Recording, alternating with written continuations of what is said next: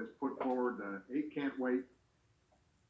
We've talked about the 21st Century Task Force report. It'd be useful maybe to just tick off very quickly. What are the 8 things that are the 8 that Campaign Zero is promoting? Because for a lot of people who are watching, they may be surprised that some of these things are practical and could be implemented quickly. I know just one off the top of my head that I know we can all focus on because it's been so painfully real these last few weeks. Chokeholds and strangleholds. Just saying that's not what we do. You don't need that in order to effectively restrain someone. So give me what are the 8 in executive summary form so people can hear what these specific things are. Got you. So I didn't know the first question would come to me, but the 8 things are banning chokeholds and strangleholds, requiring de-escalation first, requiring a warning before pulling out a weapon, exhausting all alternatives for those actions, a duty of other officers to intervene. So officers can just stand there and watch injustice happen, banning shooting at moving vehicles. We know that keeps peace and everyday citizens safe, establishing the use of force continuum, and requiring all force to be reported. And I want to be really clear. Together, those 8 things can reduce police violence by upwards of 70%. That does not stand in competition with what Philippe just walked us through. Because we know that these things can happen immediately without any executive order or act of Congress, all we need is a mayor to have the political will and courage to stand and say, those 8 can't wait, and I will go and change the use of force standard tonight, let alone tomorrow. So do that now, and then continue to work with your community, because we will continue to keep up the pressure, I can promise you that, to make sure that we are getting to those comprehensive public safety solutions that are community-based and community-oriented and far beyond anything that we're experiencing right now that Philippe just walked us through. These don't stand in competition with imagination. These are a necessary step immediately to keep people safe as we do the hard work of making sure we get what's... That's great. And let me just point out, in my opening remarks, I mentioned sometimes this tension is posed between political participation and protest.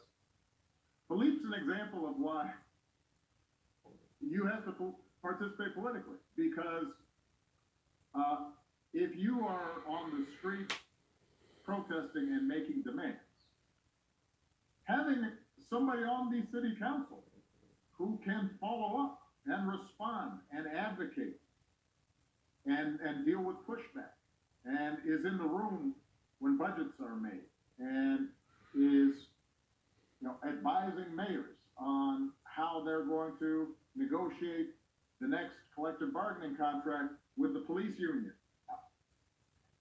You need those folks in order to ultimately deliver the goods. And it, I'm constantly mindful of the fact that this is not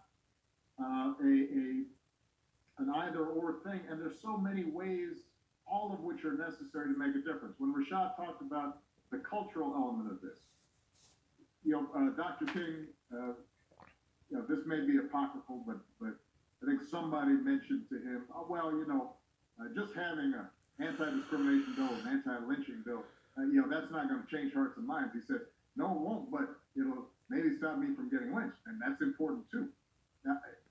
So laws are important. On the other hand, the narrative and the stories and telling people, here, see me, I'm human, here's my pain. This is somebody's son, this is somebody's uncle.